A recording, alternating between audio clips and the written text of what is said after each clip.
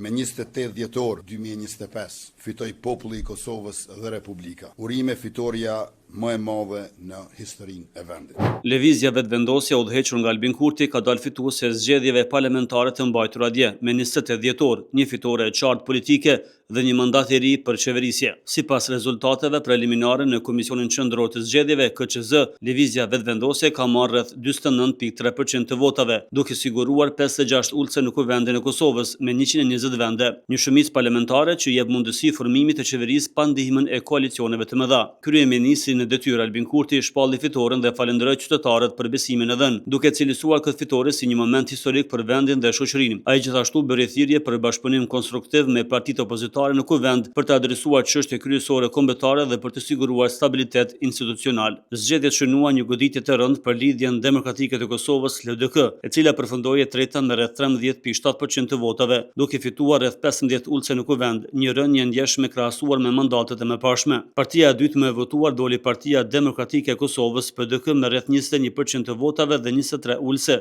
duke ruajtur rolin e saj si forca kryesore opozitare. Në parlament hyri edhe Aleanca për Ardhmërinë e Kosovës AAK me rreth 6 ulse, ndërsa partitë e komuniteteve të pakicave kanë siguruar mandatet e tyre sipas kuotave kushtetuese. Kështu do të duket kuvendi I Republikës së Kosovës sipas rezultateve preliminare nga KQZ.